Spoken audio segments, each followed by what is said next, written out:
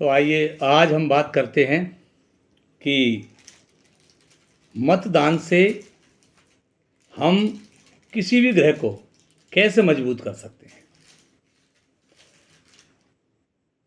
तो मतदान से ऐसा कौन सा ग्रह है जो मजबूत हो सकता है और हमारे साथ और हमारे भाग्य के लिए और हमारे जीवन के लिए एक अच्छा अवसर प्रदान कर सकता है।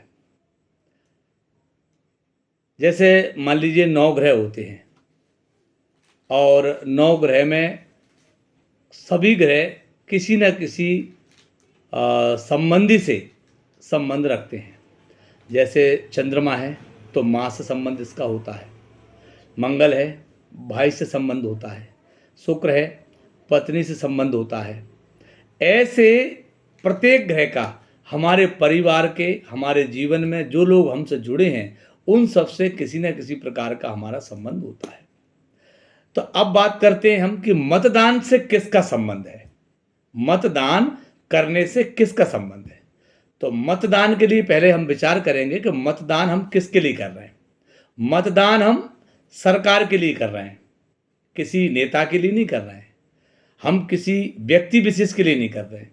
मतदान कर रहे हैं हम सरकार को बनाने के लिए, राज्य को तैयार करने के लिए, सरकार में एक व्यक्ति को चुनने के लिए हम मतदान कर रहे हैं।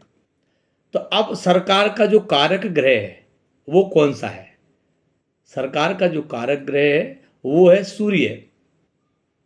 और सरकार को चुनाव के समय जिन चीज़ों की आवश्यकता लगती है उनमें सबसे बड़ा कौन है?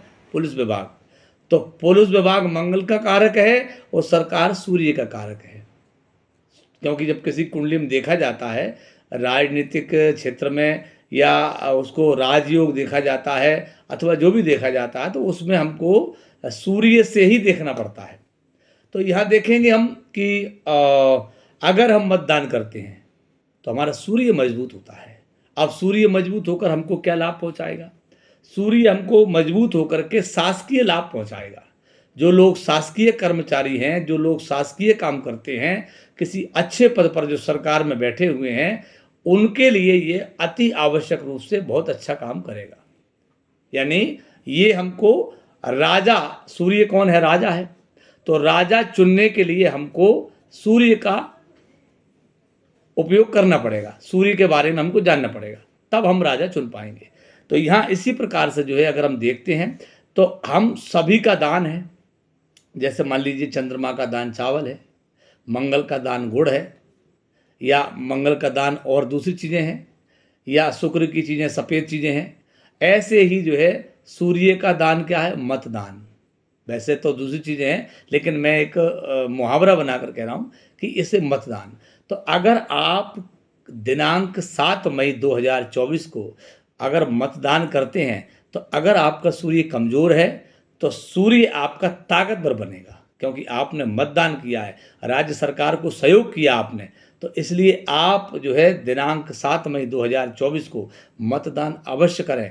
मतदान करने से आपकी कुंडली में जो सूर्य खराब है वो सूर्य जो है आपका मजबूत हो जाएगा और जो शासकीय पक्ष आपका है वो मजबूत होगा। शासकीय पक्ष में किसी प्रकार की कोई बाधा आती है, नौकरी में आपकी या आपके आधिकारिक विकास में या आपके शासकीय अवरोध कोई पैदा होते हैं, उनमें जो है आपको लाभ प्राप्त होगा। इसलिए आप दिनांक 7 मई 2024 को निश्चित रूप से मतदान करें और अपने सूर्य को मजबूत करना ना भूलें। इससे आपका सूर्य मजबूत होगा। इसी के साथ जो है हम समस्त देशवासियों को मंगल कामना के साथ जो है हार्दिक रूप से जो है हृदय की गहराइयों से धन्यवाद देते हैं। मतदान करना ना भूलें। अपने सूर्य को मजबूत करने के लिए मतदान अवश्य करें। नमस्कार।